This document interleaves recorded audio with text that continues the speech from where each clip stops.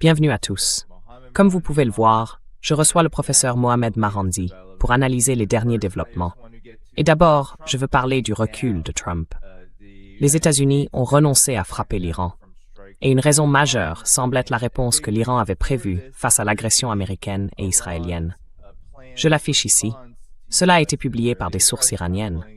Israël, Bahreïn, le Koweït, le Qatar, les Émirats arabes unis et l'Arabie saoudite.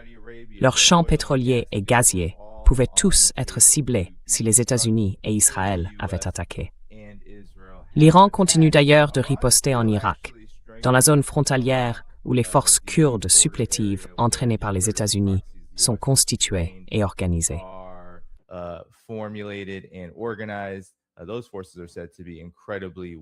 Ces forces seraient incroyablement faibles en ce moment, et l'Iran ne cède pas. Voici maintenant le message que Trump a publié sur Truth Social, annonçant que les frappes étaient suspendues. Il dit que les États-Unis sont prêts à intervenir contre l'Iran, avec un niveau de terreur militaire, de force et de puissance jamais vu depuis la Seconde Guerre mondiale. Mais l'Iran, et c'est un point essentiel, ainsi que d'autres pays du Moyen-Orient, nous ont demandé de différer toute attaque, au motif que les contours d'un accord, pas les paramètres, mais les contours d'un accord, ont été convenus. Cela inclurait la réouverture totale du détroit d'Ormuz et la fin de la menace nucléaire iranienne.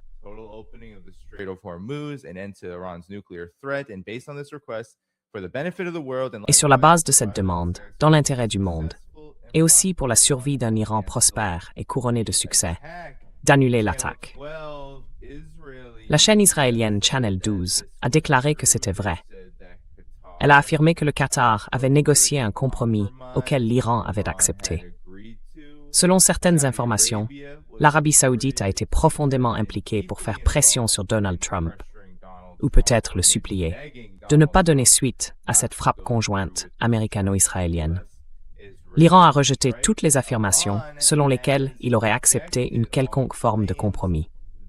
Alors, professeur Mohamed Marandi, peut-être pouvez-vous nous aider à comprendre ce qui vient de se passer? Est-ce que c'est du taco servi mardi? Enfin dimanche, je veux dire. D'habitude, c'est le mardi, mais il semble que Donald Trump recule pour l'instant. Qu'en pensez-vous?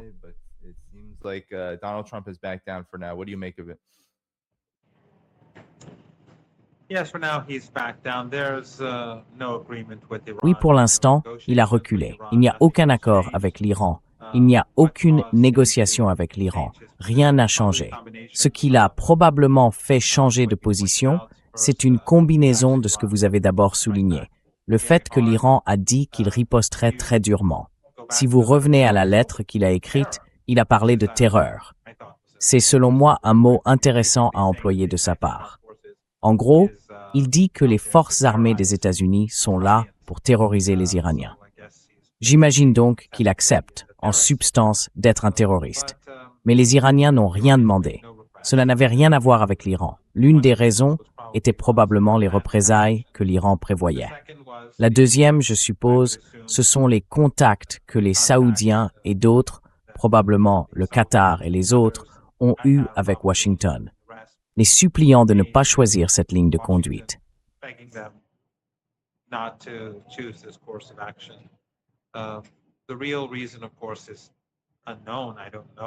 La vraie raison, bien sûr, on ne la connaît pas. Je ne sais pas ce qui se passe à la Maison-Blanche, mais je pense que la première raison, la menace iranienne, est avant tout ce qui préoccupait profondément Trump. Et puis, d'autres forces en jeu l'ont peut-être aidé à le convaincre que c'était une décision insensée.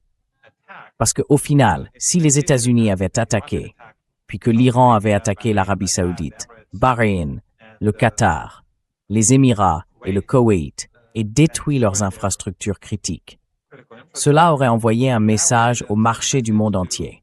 Il n'y aurait plus d'énergie, ni de produits raffinés, ni d'hélium, ni d'engrais provenant du Golfe Persique.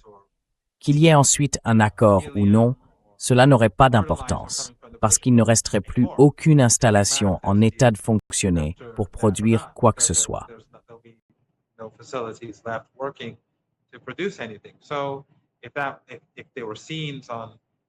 Donc, s'il y avait des images de sites en feu dans toute la région, vues partout dans le monde, aucune manipulation ni propagande du régime israélien ne pourrait y changer quoi que ce soit. Mais même là, ils n'ont pas été à l'abri des frappes iraniennes. Ils se regroupent donc de plus en plus dans des lieux plus petits, ce qui rendrait toute frappe iranienne contre eux encore plus dévastatrice à l'avenir. Je pense donc qu'il y a beaucoup de choses qui l'inquiètent à l'approche des élections de mi-mandat. Je crois qu'il reste environ 3 mois. Littéralement, il reste maintenant 3 mois et 1 jour avant les élections de mi-mandat. Et je ne pense pas que les choses se présentent bien pour lui, de toute façon. Encore moins avec avec une guerre renouvelée qui aurait des conséquences dévastatrices pour le monde. Cependant, comme je vous le disais, comme nous en discutions avant l'émission, cela ne veut pas dire que ça n'arrivera pas. Il pourrait frapper ce soir. Il pourrait frapper la semaine prochaine.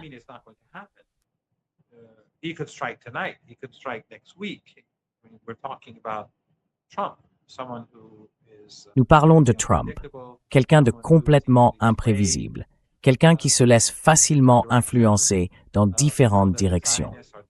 Nous savons que les sionistes veulent désespérément cette guerre. Nous savons que des sionistes influents aux États-Unis veulent désespérément que cette attaque contre l'Iran ait lieu. Donc tout est possible dans les jours et les semaines à venir. Mais pour l'instant, le détroit d'Ormuz est fermé, à l'exception de très rares navires autorisés à passer. Et comme nous le savons tous, la mer Rouge est fermée. Son détroit méridional de Bab el-Mandeb est fermé à la navigation saoudienne. Et cela, je pense, va encore aggraver la crise énergétique dans les jours et les semaines à venir. Donc les choses ne s'annoncent pas bien. Et en particulier maintenant que l'Arabie saoudite, en bombardant l'Irak et en tuant des membres des forces armées irakiennes. Ils ont bombardé des bases militaires appartenant aux forces armées irakiennes et les ont qualifiées de milices iraniennes.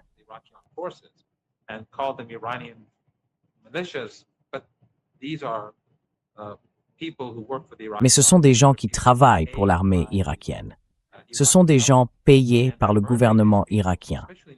Et en assassinant ces personnes, surtout maintenant, juste avant l'Arbaïn, le 40e jour après l'anniversaire du martyre de l'imam Hussein, le petit-fils du prophète, qui est le symbole de la résistance en Irak dans le monde islamique et surtout dans le monde chiite, de la résistance contre l'oppression et l'injustice, contre l'hégémonie, et le symbole du soutien aux marginalisés et aux victimes de privation.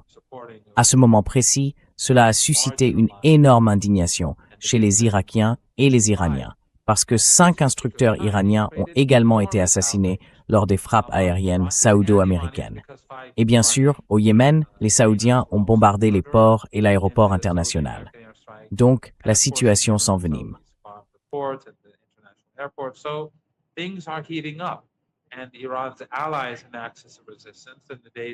Et les alliés de l'Iran, au sein de l'axe de la résistance, vont probablement jouer un rôle bien plus important dans ce conflit qui s'aggrave dans les jours et les semaines à venir. Parce que nous ne nous dirigeons pas vers la paix. La région est extrêmement, les tensions sont très fortes, et le risque qu'une guerre régionale éclate est très élevé. Et bien sûr, au moment où nous parlons, à la racine du problème, il y a le régime israélien qui tue des gens chaque jour à Gaza. Aujourd'hui, 18 personnes, dont des familles entières, ont été assassinées. Je veux dire, nous devrions toujours nous souvenir de Gaza. 18 personnes ont été assassinées aujourd'hui jusqu'à présent, des familles entières anéanties. Et c'est censé être un cessez-le-feu. Donc tout ce conflit entre l'axe de la résistance et les États-Unis, c'est entièrement à propos de la Palestine. C'est entièrement à propos de Gaza. C'est entièrement à propos du suprémacisme ethnique et du génocide, de la résistance au génocide. En gros, c'est l'axe de la résistance contre l'axe du génocide.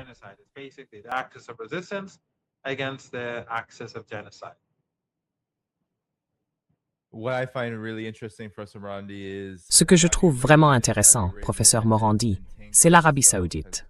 L'Arabie saoudite s'est empêtrée. Elle s'est lancée tête baissée dans la guerre, non seulement contre le Yémen, mais aussi contre la résistance irakienne. Et puis, d'une manière ou d'une autre, Elle supplie Trump et Israël à genoux de ne pas frapper l'Iran. Et vous venez de mentionner Gaza. Il y a aussi le Liban. Israël continue de frapper et de terroriser. C'est littéralement le premier point du protocole d'accord. L'idée que des menaces contre les infrastructures iraniennes auraient été la raison pour laquelle les frappes n'ont pas eu lieu la nuit dernière me semble très tirée par les cheveux, puisque l'Iran n'a jamais cédé sur aucun de ces points, en particulier sur le premier point du protocole d'accord, qui disait mettre fin à l'agression et à la guerre sur tous les fronts. Cela ne s'est pas produit du tout. Et pourtant, Donald Trump explique que c'est l'Iran qui est parvenu à une sorte de compromis. Selon vous, pourquoi les États-Unis et Israël jouent-ils ce jeu? On a presque l'impression d'un jeu. Ce week-end semblait être une sorte de pari qui n'a tout simplement pas abouti. Qu'en pensez-vous? Just didn't come into being. What do you make of it? Well, I think Trump has trapped himself. Eh bien, je pense que Trump s'est piégé lui-même. Il a obéi au lobby sioniste. Il a obéi au régime israélien. Il s'est engagé dans une guerre qu'il pensait gagner. Il aurait dû le savoir. Il aurait dû le savoir après la guerre de 12 jours. Mais je crois que le renseignement américain est profondément défaillant. Je ne pense pas qu'il s'agisse seulement du régime israélien qui fournit des renseignements faux ou truqués. Je pense que le renseignement américain est probablement profondément imprégné de ces récits sur l'Iran, selon lesquels le pays serait fragile et en train de s'effondrer. Ou bien ils y croient très fortement. Je ne pense vraiment pas que les services de renseignement occidentaux connaissent grand-chose à l'Iran. Je pense qu'ils croient surtout ce qu'ils veulent croire. Mais quoi qu'il en soit, il est entré en guerre. Cela a échoué. Puis il a relancé une guerre bien plus vaste, et cela a encore échoué.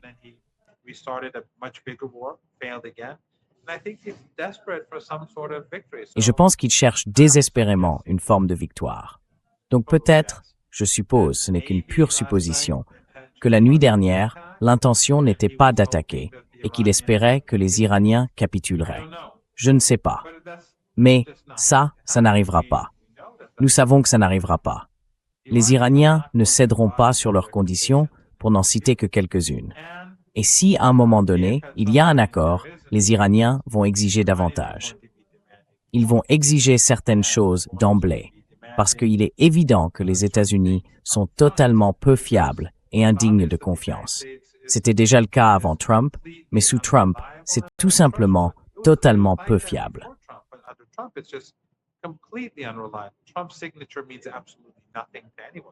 La signature de Trump ne veut absolument rien dire pour personne. Donc à l'avenir, s'il y a un accord, l'Iran va exiger des comptes sur le siège imposé au Yémen. Pendant des années, ils ont imposé un siège aux femmes et aux enfants au Yémen. C'est plus acceptable. L'Iran va aussi exiger des comptes sur Gaza. C'est vrai, c'est sous-entendu dans l'accord, dans le protocole d'accord. Mais je ne pense pas, je pense qu'après cela, l'attention se portera beaucoup plus sur cette question. Bien sûr, le problème avec Gaza, comme nous en avons déjà discuté ensemble, c'est que les dirigeants de notre région ont véritablement trahi la cause palestinienne. Ils sont allés en Égypte et ont signé ce document, apportant ainsi, en gros, leur soutien total à Trump et blanchissant son génocide.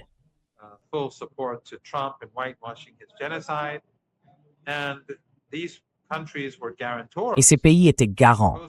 Ils étaient censés être garants, ces dirigeants régionaux et mondiaux qui se sont rendus à Sharm el-Sheikh. Et pourtant, depuis lors, les Israéliens massacrent des Palestiniens chaque jour. Et maintenant, ces derniers jours et ces dernières semaines, cela s'aggrave beaucoup. Et aujourd'hui, il y a eu un massacre de masse. Cela empire de jour en jour, et la famine s'intensifie. Ils bombardent les fournitures médicales à Gaza pour faire mourir les gens de maladie et faire mourir les enfants de maladie. Ils ne laissent pas entrer suffisamment de nourriture. Et aussi, ils empêchent potentiellement les aliments et les médicaments nécessaires aux personnes ayant des besoins particuliers d'entrer pour que ces enfants meurent parce qu'ils veulent réduire la population.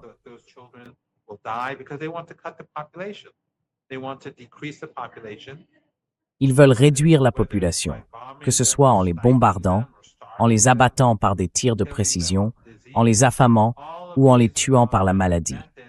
Toutes ces méthodes sont utilisées par le régime israélien pour faire baisser la population palestinienne. Je veux dire, c'est un génocide qui se déroule sous nos yeux.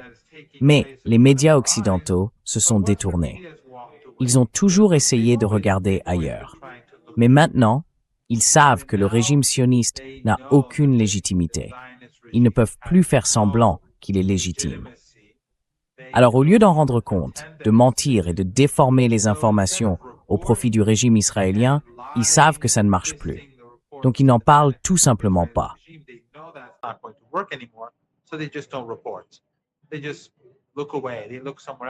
Ils détournent simplement le regard.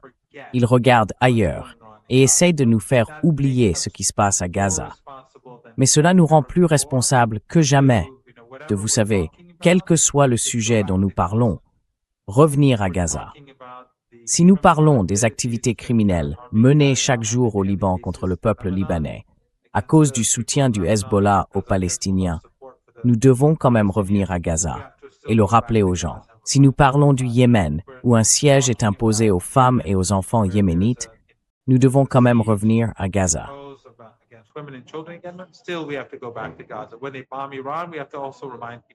Quand ils bombardent l'Iran, il faut aussi rappeler aux gens Gaza, parce que c'est là que se concentre leur comportement criminel.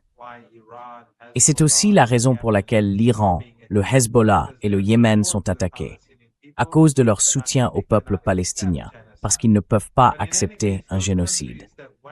Mais quoi qu'il en soit, ces pays qui sont allés en Égypte pour cette trahison sont pleinement responsables de ce qui se passe. Ils ne font rien, et ils rendent plus difficile la négociation de l'Iran sur Gaza, parce que Trump et ses sbires disent « Eh bien, nous avons déjà négocié Gaza et nous avons un accord. » Alors même que cet accord n'est pas respecté, ils ne s'y engagent pas.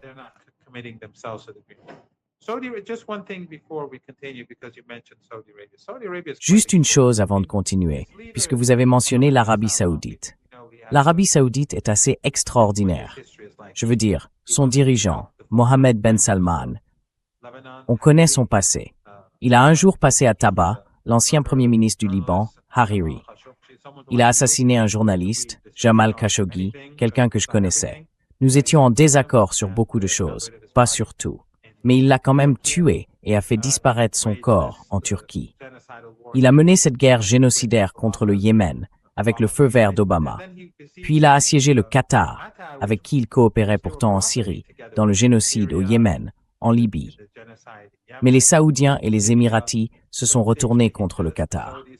La Turquie et le Qatar se sont alors progressivement éloignés d'eux et ont cessé de coopérer sur le génocide au Yémen.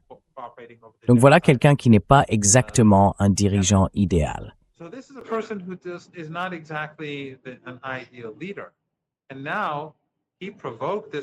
Et maintenant, il a provoqué cette guerre avec le Yémen et bombardé l'aéroport international alors qu'un avion de ligne iranien avec un équipage d'hommes et de femmes allait atterrir. Cela a mis les Iraniens en colère et a constitué un acte de guerre contre le Yémen. Il a donc provoqué le Yémen. Puis, lorsque le Yémen a frappé les installations pétrolières de l'Arabie saoudite en représailles, il était trop lâche, ou les Saoudiens étaient trop lâches, pour reconnaître que c'était le Yémen parce qu'ils ne voulaient pas l'affronter. Ils ont accusé les Irakiens. Le Yémen a revendiqué l'attaque. L'Irak a dit que rien ne s'était passé et ils ont bombardé l'Irak, mettant les Irakiens en colère et tuant à la fois des Irakiens et des Iraniens. Donc l'Arabie saoudite transforme cela en guerre régionale, avec les Américains d'ailleurs, parce que les Américains ont bombardé l'Irak avec les Saoudiens. Les Américains Grey ont joué le prince Inut.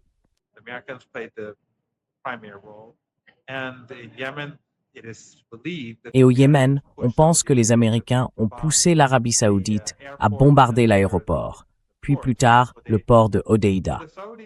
Les Saoudiens s'attirent donc une catastrophe en provoquant le Yémen et l'Irak, et en mettant encore davantage l'Iran en colère. Puis quand les Américains veulent frapper, ils appellent les Américains et disent « Nous sommes en difficulté, ne frappez pas ». C'est donc assez stupéfiant de voir la position que prennent les Saoudiens. Ensuite, les Saoudiens essayent de créer une coalition contre le Yémen. Et ils affirment, je ne sais pas, il faudra voir, mais ils affirment que certains pays ont rejoint cette coalition. Ainsi, au lieu que ces pays rejoignent une coalition pour aider Gaza, ils rejoignent une coalition menée par l'Arabie saoudite contre le peuple yéménite, auquel les Saoudiens imposent un siège depuis bien plus de 10 ans. Je veux dire, c'est le monde à l'envers. Nous vivons dans un monde à l'envers, dépourvu de toute moralité.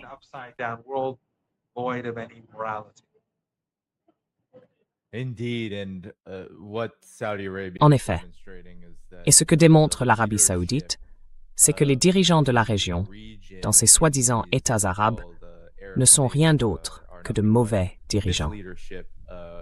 Et maintenant, il y a des informations selon lesquelles, d'abord Ronnie, dans cet article du Wall Street Journal sur le recul des États-Unis, les Émirats arabes unis auraient été le seul pays de la région à exiger que Trump prenne des mesures plus décisives contre l'Iran. Il soutenait donc Trump en faveur des frappes auxquelles les États-Unis et Israël ont finalement renoncé. Et puis une autre information vient tout juste de tomber, également du Wall Street Journal, qui semble aujourd'hui, je suppose, reprendre le flambeau de Barak Ravid d'Axios. Ils affirment que l'Iran envisage une frappe préventive, ou des frappes préventives, car l'Iran est désormais lui aussi conscient de la vulnérabilité politique de Trump et cherche à l'exploiter. Que pensez-vous de ces informations, professeur Morandi? Vous pouvez peut-être commencer par les Émirats arabes unis, puis venir à l'idée que l'Iran va maintenant mener des frappes préventives.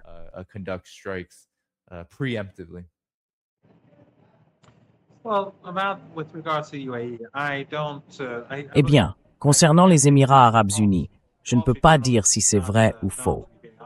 Le Wall Street Journal n'est pas réputé pour son honnêteté, et il pourrait diffuser de la propagande pour creuser un fossé entre les Émirats arabes unis et l'Iran. Après les combats, il y a quelques mois, alors qu'il négociait avec les Iraniens, des responsables émiratis ont dit à l'Iran que les Israéliens travaillaient dur pour créer des divisions entre l'Iran et les Émirats arabes unis. Que ce soit vrai ou non, cela se discute. Les Iraniens détermineront quel rôle jouent les Émirats arabes unis dans tout cela. Ils ont largement assez de contacts dans la région et au-delà, ainsi que des moyens de renseignement pour le découvrir.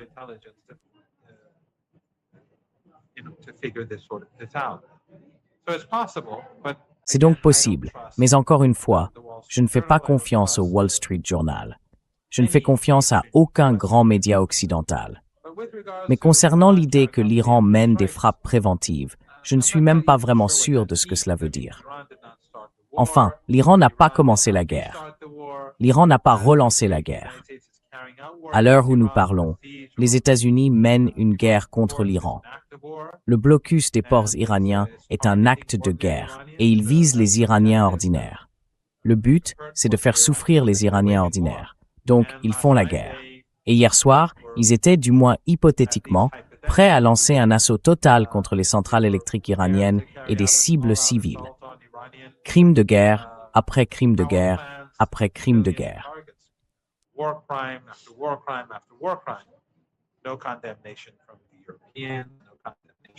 Aucune condamnation de la part des ONG financées par l'Europe. Aucune condamnation du Canada, de l'Australie, de la Nouvelle-Zélande ou des parlements européens. Aucune condamnation dans les grands médias occidentaux. Rien. Et je pense que ça en dit largement assez sur la crédibilité de ces institutions et sur le fait de savoir si elles se sont réellement souciées, un jour ou aujourd'hui, des droits humains, de la dignité, de la justice et de ce genre de choses. Encore moins aujourd'hui. Donc, une attaque iranienne préventive, ça n'existe pas. Il n'y a pas de cessez-le-feu à l'heure où nous parlons. Quand les Iraniens ont frappé des positions américaines au Koweït et bien sûr en Jordanie, après que les Américains ont interrompu leurs 13 jours d'attaque, ce n'est pas préventif.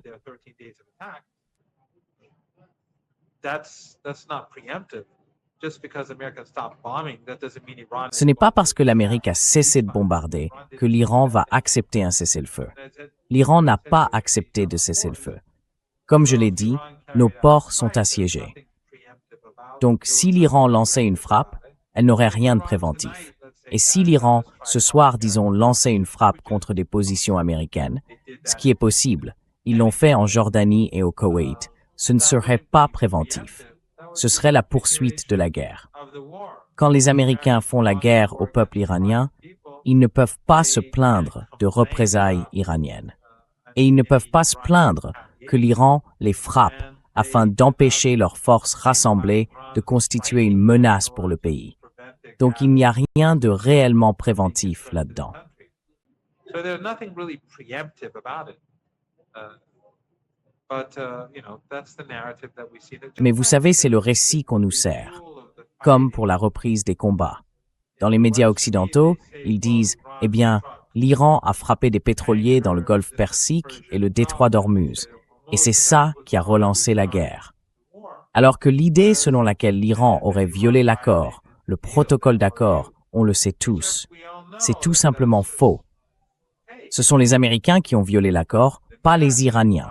Les Iraniens ont ouvert le détroit. Les affaires reprenaient.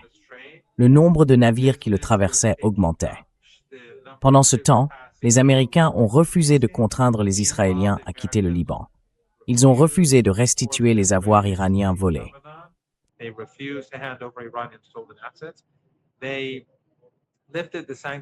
Ils ont levé les sanctions sur les exportations de pétrole iranien, puis ils ont fait marche arrière quelques jours plus tard.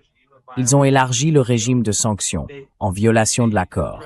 Ils ont continué à menacer publiquement les dirigeants iraniens et le peuple iranien, en violation de l'accord. Ils ont ouvert un corridor dans le détroit d'Ormuz, en violation de l'article 5. Et les Saoudiens, les Émiratis et les Koweïtiens ont collaboré avec eux pour faire passer des navires par là. Alors même que le protocole d'accord disait que, pendant toute sa période de validité, c'est l'Iran qui gère et normalise le commerce à travers le détroit. Les Américains violaient donc cet accord avec la collaboration de ces pays.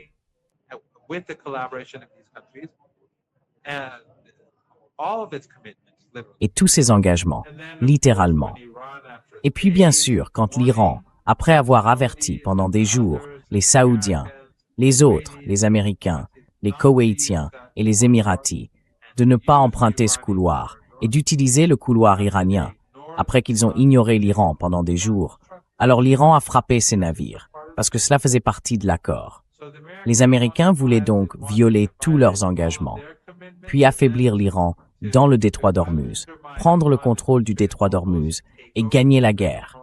Gagner une guerre qu'ils avaient perdue sur le champ de bataille pendant la guerre de siège. Ça n'allait pas arriver. Alors ils ont provoqué cela, puis ils ont relancé les combats. Ce sont donc les Américains qui ont fait ça.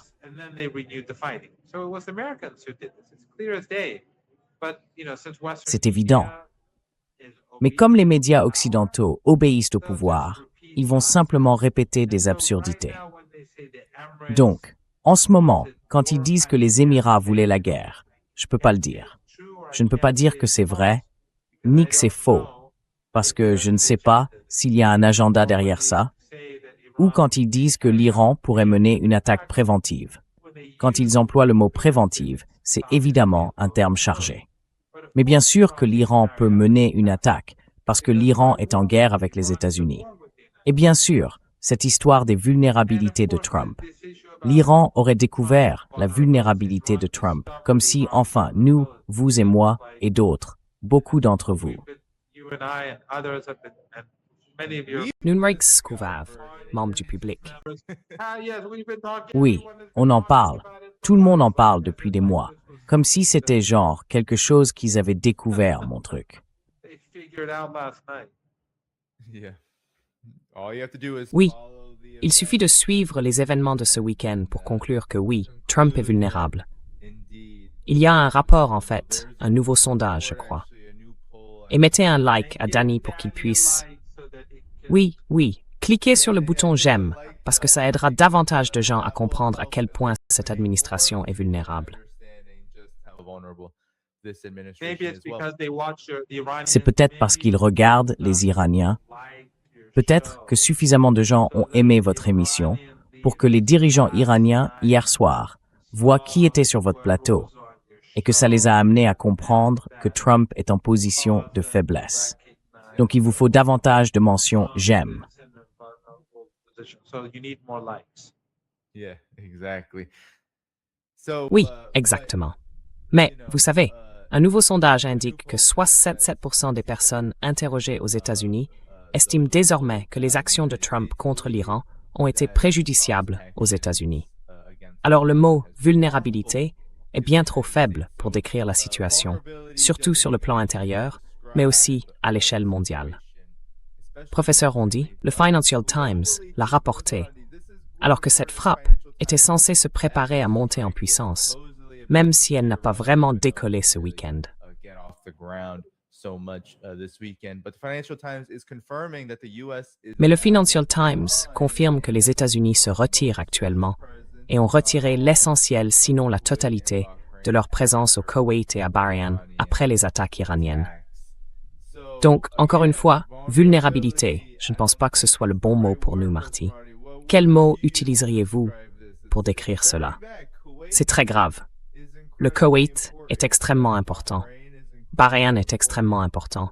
Beaucoup de gens ont minimisé le dispositif militaire américain et son importance ou non pour la classe Epstein. Mais quoi qu'il en soit, ce sont deux bastions militaires majeurs qui sont censés être utilisés contre l'Iran. that are supposed to be used against Iran.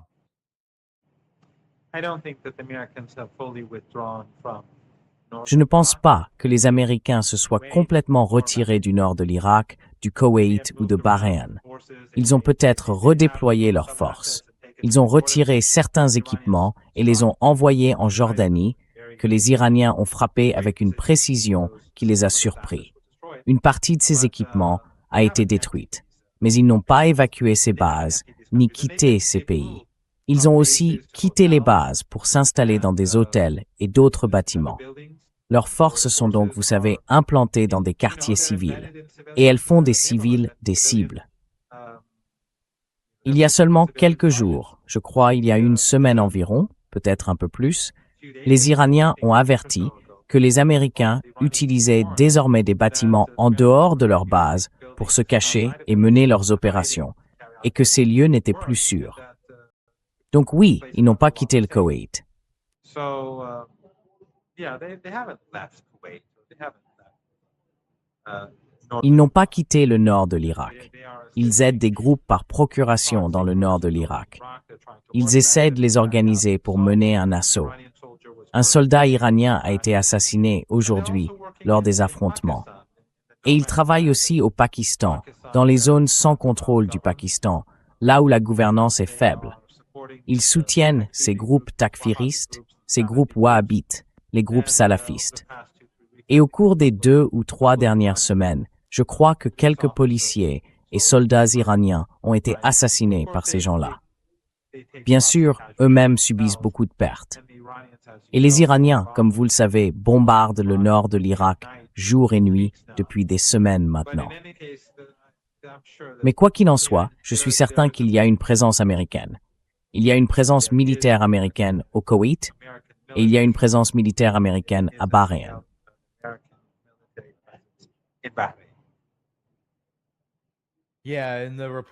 Oui, dans le rapport, il est précisément indiqué de redéployer une grande partie de ses troupes et de ses équipements, comme vous l'avez dit, vers la Jordanie, mais aussi vers Israël, et dans des hôtels. Oui, les hôtels. Eh bien oui, Et d'autres bâtiments, des bâtiments français. et ça a été un gros point de blocage pendant les quelques 40 jours qui ont suivi le 28 février. C'est un sujet qui est revenu dès le début. But remember what they would do in Gaza. Mais rappelez-vous ce qu'ils feraient à Gaza pour commettre un génocide. Ils diraient qu'ils sont, par exemple, sous des hôpitaux, ou dans des écoles, ou n'importe quelle autre excuse, bien sûr. Et les médias occidentaux reprendraient ça sans broncher, parce qu'ils les aidaient à commettre un génocide. Mais ici, j'imagine qu'ils peuvent aller dans des hôtels. Ils peuvent aller dans d'autres bâtiments. Ils peuvent se cacher parmi les civils. Ce n'est pas grave, et personne en Occident ne va s'en plaindre. Et ne doutez pas que si l'Iran commence à frapper ces hôtels, ce qu'il fera probablement à un moment donné si ça continue, alors ils hurleront que l'Iran prend les civils pour cible. They'll be screaming about Iran targeting civilian targets. They will, and Iran. Ils le feront. Et l'Iran, pendant, comme je le disais tout à l'heure, l'agression initiale américano-israélienne, durant ces quelques 39 ou 40 jours, disait être très conscient, par exemple, qu'à Bahreïn, à Manama et dans d'autres zones, dans certaines parties du Golfe, aux Émirats arabes unis et à Dubaï, des forces américaines s'étaient installées dans des hôtels civils. Il avertissait les civils qui s'y trouvaient, ainsi que les autres personnes non combattantes, de partir et de s'éloigner le plus possible, parce que le risque était énorme. Et que, Et c'est ce qui se passe. et je voulais avoir votre commentaire sur la situation en Israël, parce que vous avez mentionné Gaza. Nous avons parlé du Liban. Vous savez, Israël continue de se déchaîner. Mais il y a une chose vraiment intéressante. Le commandement européen a déclaré ne pas avoir la capacité de protéger Israël. J'imagine qu'il fournissait les destroyers qui lui étaient affectés pour protéger Israël, et ils disent qu'ils n'ont pas la capacité de le faire. Et cela est arrivé au moment où cette frappe était censée avoir lieu, puis elle n'a pas eu lieu. Je me demande donc si, selon vous, cela a pu jouer un rôle dans le fait que, même avant ces discussions sur une frappe majeure contre les installations énergétiques et électriques iraniennes, Israël restait en retrait et, vous savez, faisait bien sûr ce qu'il fait davantage à sa périphérie, un génocide. Alors, qu'en pensez-vous? Comment interprétez-vous ces informations selon lesquelles Israël se retrouve lui aussi vulnérable à mesure que cette guerre se poursuit?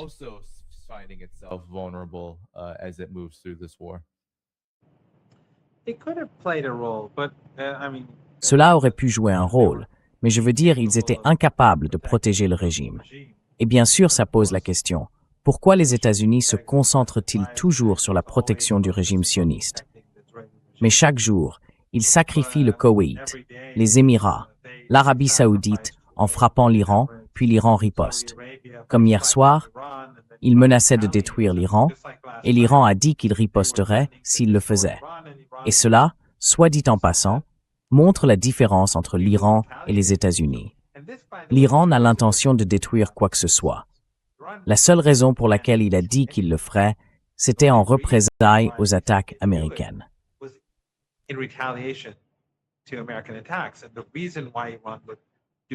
Et la raison pour laquelle l'Iran le ferait si les Américains attaquent, c'est que ces pays collaborent avec les États-Unis contre l'Iran. Le Koweït, les Émirats, Bahreïn, le Qatar, l'Arabie saoudite, Oman de plus en plus, et bien sûr la Jordanie, et bien sûr le régime israélien. Tous ces régimes de la région collaborent avec les États-Unis. Mais lorsque les États-Unis n'attaquent pas, l'Iran ne riposte pas. L'Iran ne frappe pas. Pour l'Iran, c'est de la dissuasion. Cela devrait empêcher les États-Unis de commettre ces atrocités. Et comme nous l'avons évoqué auparavant, pendant la guerre elle-même, les États-Unis et le régime israélien ont tué 3500 personnes, avec l'aide de ces régimes.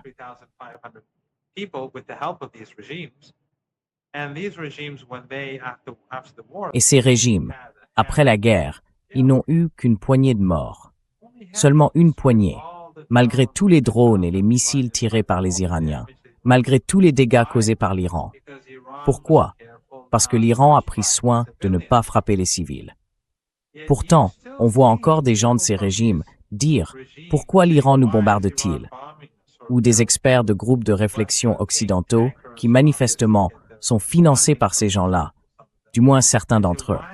Ils disent « Pourquoi l'Iran cible-t-il ces pays qui n'ont rien à voir avec la guerre ?» Bien sûr que si.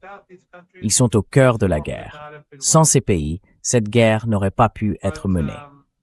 Mais quoi qu'il en soit, il est intéressant que cela ait été dit, à savoir qu'ils ne pouvaient pas protéger les Israéliens.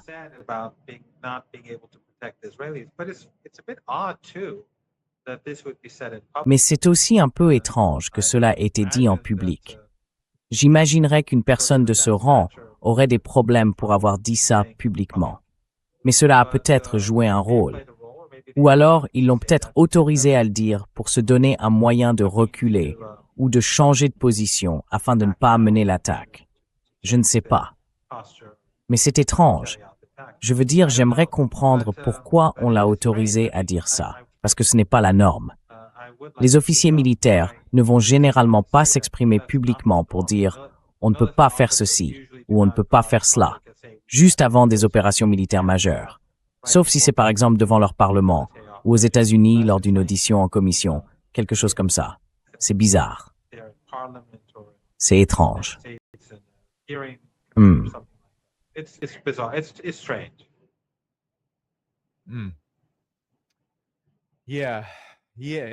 Oui, c'est étrange.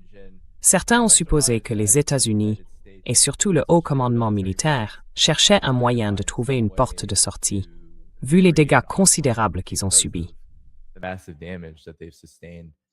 Oui, mais pourquoi un officier d'un rang aussi élevé dirait-il cela en public? Oui, Enfin, est-ce que certains de vos invités ont avancé des hypothèses sur les raisons? No, no, no. non. Oh, on dirait qu'on vous a perdu pendant une seconde. Professeur Morandi, si vous récupérez la connexion, revenez simplement. Oh non, vous êtes de retour. Alors, après avoir posé cette question, vous avez été coupé, et je crois que vous alliez répondre après avoir dit « Est-ce que cela a le moindre ?»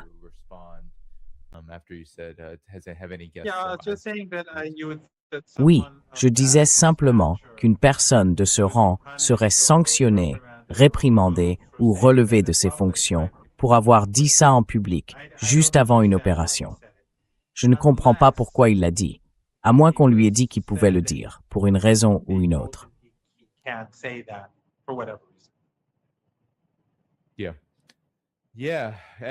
Oui.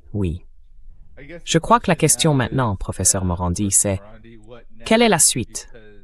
Parce que certains ont dit que l'annulation de cette attaque ouvrait une fenêtre de 48 heures, pendant laquelle Trump donnait à l'Iran et à toutes les parties concernées une porte de sortie pour conclure un accord, comme il l'a dit dans son message. Mais il ne semble pas y avoir d'accord. Il ne semble pas y avoir de discussion. L'Iran rejette tout cela. Israël continue de semer le chaos dans la région.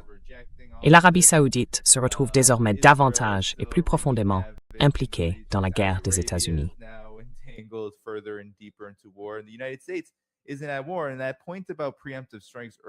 Et ce point sur les frappes préventives évoqué plus tôt, il est vraiment important de se rappeler que les États-Unis ont commencé à employer ce terme à outrance lorsqu'ils ont déclaré la guerre contre le terrorisme après le 11 septembre. Et ce n'était qu'un prétexte pour attaquer d'autres pays, détruire l'Afghanistan, l'Irak et bien sûr le reste de la région par des moyens militaires, en avançant comme justification que sinon, les conséquences pour les États-Unis seraient pires. Aujourd'hui, l'Iran est réellement en guerre. Il n'y a pas de cessez-le-feu.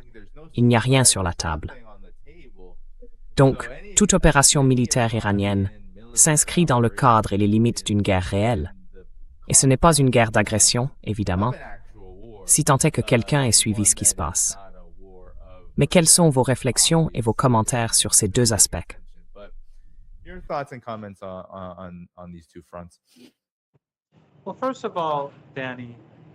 Eh bien, tout d'abord, Danny, si les États-Unis lancent effectivement une attaque contre les infrastructures civiles de l'Iran, les Iraniens ont dit qu'ils iraient jusqu'au bout pour détruire les infrastructures civiles des pays de la région qui auraient aidé les États-Unis dans cette guerre. Cela veut dire tous ces pays du Golfe Persique.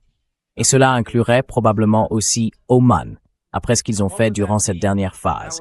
Et qu'est-ce que cela impliquerait? Cela voudrait dire que ces pays, qui sont des régimes du désert, n'ont que le pétrole et le gaz. Si l'électricité est coupée, si les usines de dessalement de l'eau s'arrêtent, ce sont de petits pays et toutes leurs ressources sont regroupées, proches les unes des autres. Ils n'ont pas, par exemple, en Iran, vous avez de nombreuses centrales électriques réparties dans tout le pays. C'est un immense pays.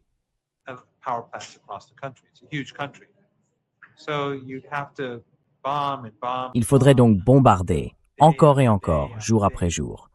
Dans ces pays, tout est centralisé, donc il est très facile de détruire leurs infrastructures critiques. Les usines de dessalement, les centrales électriques, les installations pétrolières, les raffineries. Pour l'Iran, c'est très simple. Et si l'Iran les détruit, ces pays se désagrègent.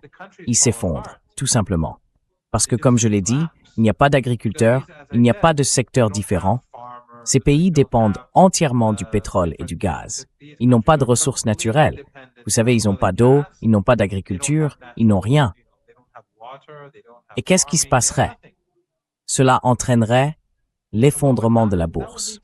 Parce que les gens, comme je l'ai dit plus tôt, comprendraient que les discours, vous savez, Trump qui fait baisser le marché, qu'il fait monter, ou qui fait baisser le prix du... Eh bien, ça ne marchera plus.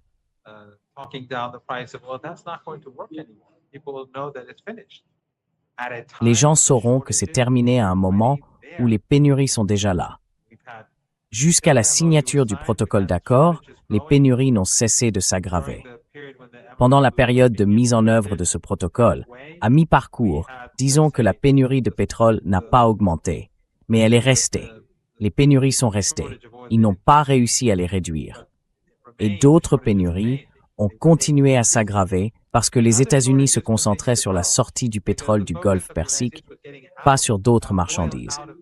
Puis, après la reprise par les États-Unis, le monde s'est de nouveau arrêté. Les pénuries s'aggravent donc rapidement. Et bien sûr, la mer Rouge a ajouté à ces problèmes. Dans cette situation, si nous voyons soudain tous ces actifs détruits, il n'y a plus aucune marge de manœuvre.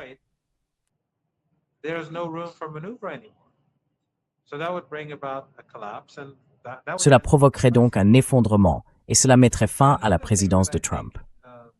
Mais il y a autre chose qui, à mon avis, est importante. La stratégie iranienne, enfin, ce n'est pas une stratégie iranienne, mais je pense que les Iraniens gardent cela à l'œil. Ce n'est pas une stratégie, mais les Iraniens surveillent cela de près. Les 2 ou 3 prochains mois sont très difficiles pour Trump et Netanyahou, parce que Trump a des élections début novembre. Netanyahou a des élections en octobre. Et les conflits internes dans la politique israélienne sont très graves. Dans les médias hébraïques, ils parlent même de guerre civile. Je ne dis pas que cela va arriver, mais c'est à ce point sérieux. Et donc, les Iraniens ne veulent pas perturber la crise.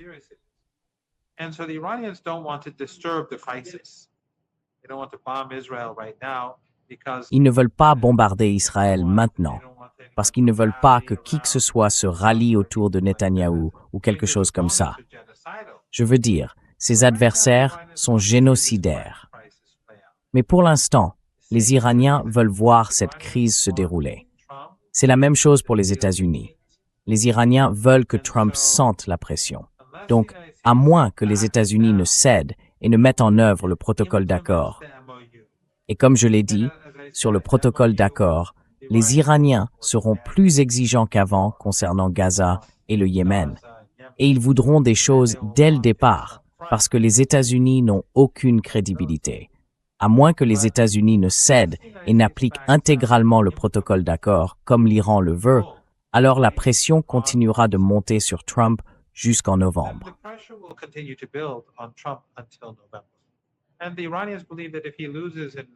Et les Iraniens pensent que s'il perd en novembre, cela deviendra de plus en plus difficile pour lui, parce que la population américaine s'est retournée contre lui.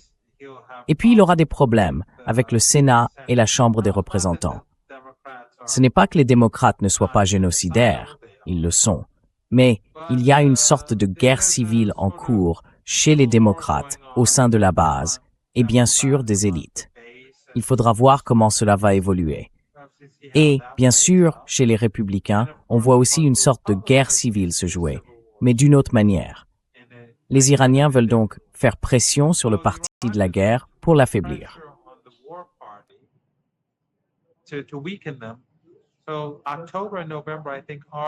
Donc, octobre et novembre, je pense que ce sont 2 échéances importantes. Il y aura 2 événements importants que les Iraniens vont surveiller. C'est pour ça que l'Iran ne frappe pas Israël maintenant. Bien sûr, si Israël frappe, l'Iran ripostera très durement, plus durement encore que pendant la guerre des 12 jours. Parce que si Netanyahou frappe, Cela donne à l'Iran l'occasion de nuire au régime, de nuire à Netanyahou et de pousser davantage les gens à se retourner contre eux. Mais dans le cas de Trump, l'Iran le fera s'il ne revient pas en arrière. Alors, quand Trump parle d'un accord ou quoi que ce soit d'autre, il raconte n'importe quoi. Les Iraniens n'accepteront qu'un protocole d'accord effectivement mis en œuvre, et l'article 1er sera davantage mis en avant au-delà du Liban, de Gaza et du Yémen. Yep. Hell, even Donald Trump Oui, mentioned bon sang. Yemen, Même Donald Trump a évoqué le Yémen lorsqu'il était question, il n'y a pas si longtemps, de soi-disant discussions renouvelées entre l'Iran et les États-Unis autour du protocole d'accord. Donc oui, cela semble être totalement le cas. Professeur Moradi, j'aimerais aussi avoir votre avis sur un autre point. Pendant que tout cela se déroule, j'ai mentionné le sondage de CNN selon lequel 67% des Américains sont très mécontents du tort que la guerre contre l'Iran leur cause, à eux et aux États-Unis. Il y a aussi un sondage qui indique que pour la première fois aux États-Unis, davantage de personnes éprouvent de la sympathie pour les Palestiniens que pour Israël.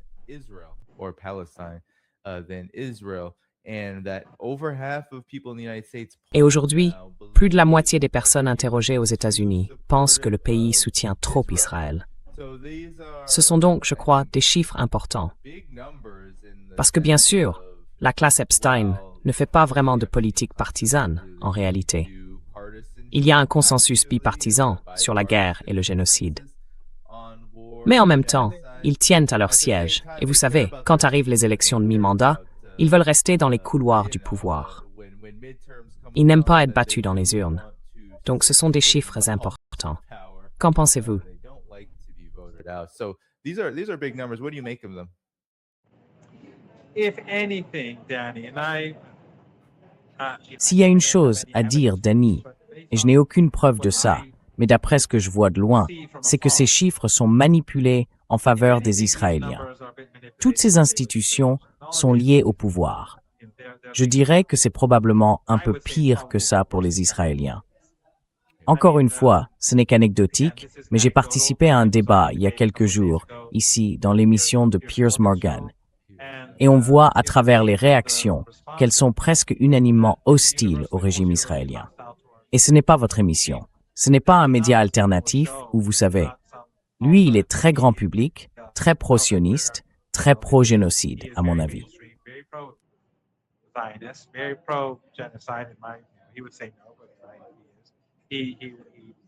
Je dirais qu'il fabrique le consentement à une guerre contre l'Iran.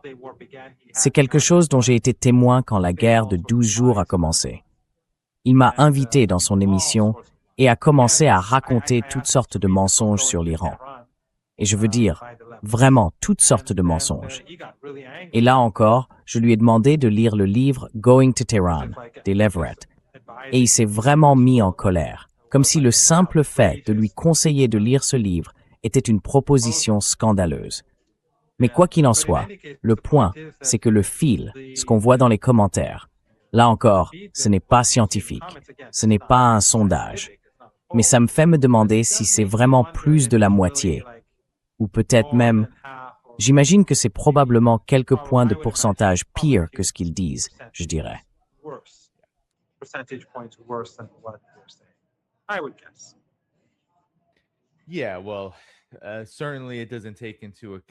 Oui, bon, évidemment, ça ne prend pas en compte les questions plus profondes, vous voyez.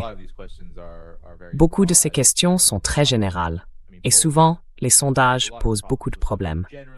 En général, ils ont tendance à être conçus de manière à minimiser, ou peut-être à diluer, l'ampleur et la gravité de crises comme celle à laquelle vous faites référence aujourd'hui. Et c'est une crise majeure, même si ce n'était pas le cas, même si les chiffres étaient simplement solidement établis. Le fait est qu'il y a aussi de plus en plus de gens qui s'opposent à Israël, pas seulement en nombre, à des niveaux records, mais aussi par leur degré d'expression, leur énergie et ce qu'ils sont prêts à faire pour donner suite à leurs convictions.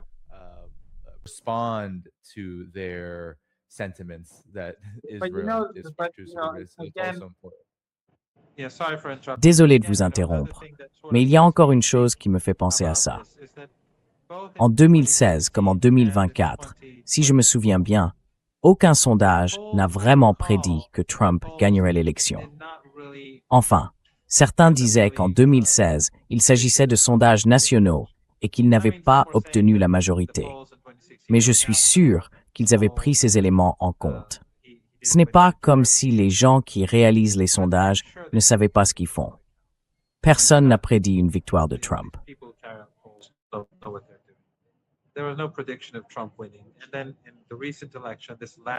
Et puis, lors de la récente élection, cette victoire écrasante de Trump, encore une fois, je ne pense pas qu'il disait qu'il allait gagner avec une telle avance. Et c'était pareil lors de la victoire écrasante précédente. Donc je pense que la plupart de ces instituts de sondage, puisqu'ils étaient hostiles à Trump, ont pu, en quelque sorte, orienter les chiffres ou les manipuler un peu. Et je pense que quand il s'agit d'Israël, je suis presque sûr qu'ils font la même chose, et probablement encore pire quand il s'agit de la Palestine. Je ne fais que supposer. Encore une fois, ce n'est fondé sur aucune preuve que j'aurai. Je ne fais que supposer.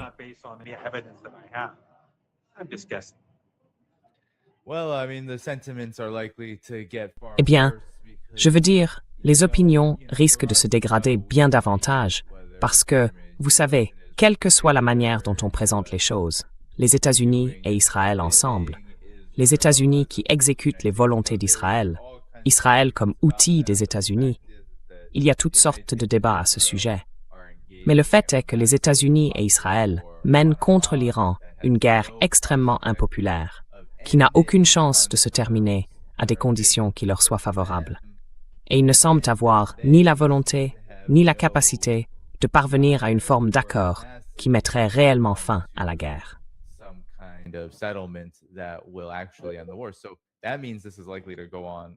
Cela signifie donc que cela va probablement durer beaucoup plus longtemps.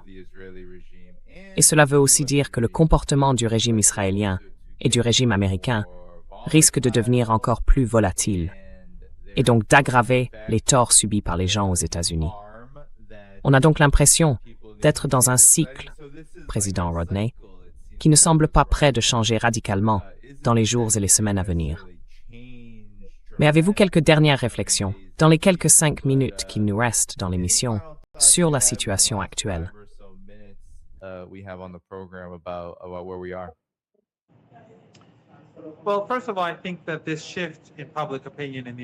Eh bien, tout d'abord, je pense que ce basculement de l'opinion publique aux États-Unis va se poursuivre. Parce que, évidemment, nous savons que les jeunes s'opposent en très grand nombre au génocide et au sionisme. C'est chez les personnes plus âgées, disons au-delà de 60 ans, 65 ans, qu'on trouve un soutien plus important à ce régime génocidaire. Bien sûr, à mesure que ce génocide se poursuit et que le temps passe, ce basculement va continuer. Et plus le génocide durera, plus l'hostilité va s'ancrer. Et quand les jeunes d'aujourd'hui vieilliront, les adolescents actuels grandissent à une époque où ce génocide est en cours.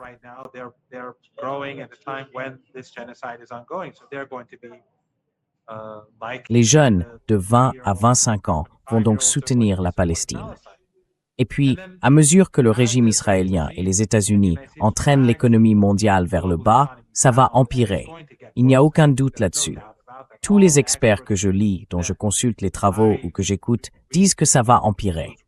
Les gens vont rendre Trump, Netanyahou, le lobby sioniste et le régime sioniste responsables des difficultés économiques. Il y aura donc un génocide, des difficultés économiques, et les gens verront ces deux choses. Pour le régime, tout va aller de mal en pis, et l'Iran ne va pas perdre cette guerre.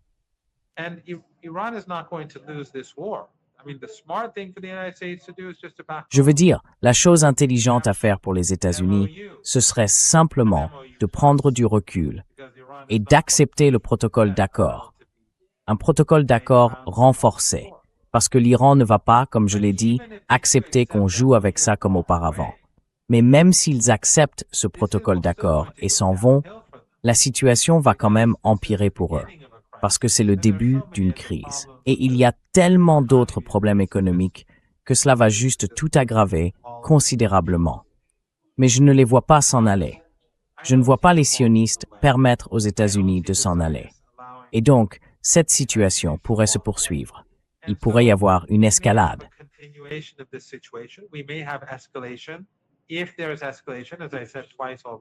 S'il y a une escalade, comme je l'ai déjà dit 2 fois, cela mènera à l'effondrement, à mon avis. Au final, l'Iran va quand même gagner, et les alliés de l'Iran vont gagner. La seule conséquence, si les États-Unis escaladent, c'est que ces régimes, ces dictatures familiales du Golfe Persique, je ne pense pas qu'ils tiendront. Si les États-Unis vont vraiment vers l'escalade, je ne pense pas qu'ils tiendront, et ils ont déjà des problèmes économiques. Ils font face à de graves difficultés économiques. Ils doivent dépenser de l'argent. D'où viendra cet argent? Il viendra des actions américaines.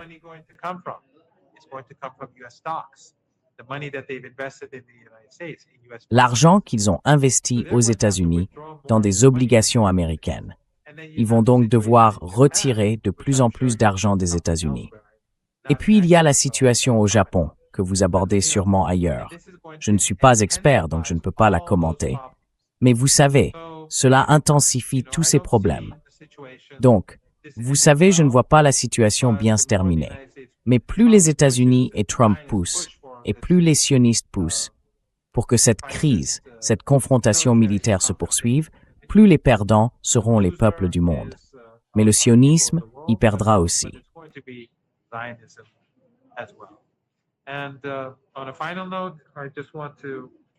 Et pour finir, je veux simplement rappeler à tout le monde, encore une fois, qu'il faut continuer à rappeler ce qui se passe à Gaza et en Cisjordanie. Ce qu'ils font en Cisjordanie est scandaleux. On ne voit aucun Européen dire quoi que ce soit, ni les responsables politiques européens, ni le Parlement européen. À la place, ils condamnent l'Iran pour tout ce qu'ils veulent bien condamner chez l'Iran.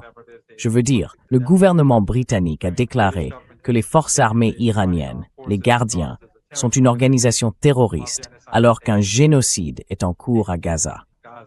Vous savez, c'est un peu comme la coalition saoudienne. C'est comme si nous vivions dans un monde à l'envers. Mais quoi qu'il en soit, je conseille à vos téléspectateurs d'appuyer sur le bouton « J'aime ».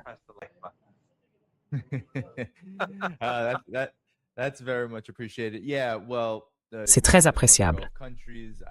Oui, ce que vous avez dit sur les pays du Golfe. Je pense que dans cette discussion, pouvoir établir le lien entre la manière dont les pays du Golfe se sont comportés face à Gaza, à la Palestine, au Liban, dans son ensemble, et la manière dont ils se comportent face à l'Iran, montre vraiment pourquoi il est si important de continuer à parler de tout ça. Parce que oui, on a les pays du Golfe. C'est devenu un schéma maintenant. Je pense qu'ils se rendent compte que sur le plan existentiel, ils sont en très grande difficulté si les États-Unis et Israël relancent la guerre sur la base de ce qu'ils disaient vouloir faire. Et c'est pourquoi, chaque fois que Trump menace de lancer une frappe massive contre l'Iran, on voit des informations selon lesquelles ce sont les pays du Golfe qui prennent leur téléphone, qui supplient, qui implorent « Oh non, ne faites pas ça ».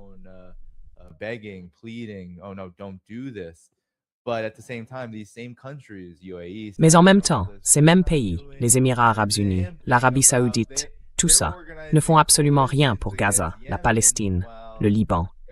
Ils organisent des coalitions contre le Yémen, alors que Gaza, la Palestine, le Liban, des gens qui devraient être leurs frères, leurs sœurs, leurs alliés, des gens avec qui ils partagent probablement une grande partie de leur histoire, sont laissés de côté. Sinon, dans le cas des Émirats arabes unis, dans celui de l'Arabie saoudite et de tant d'autres, ils collaborent activement avec Israël de manière sournoise, d'une façon qu'on ne peut pas toujours voir ou évoquer. Donc, c'est dégoûtant.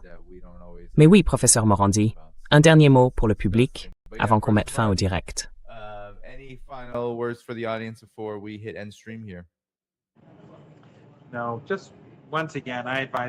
Non.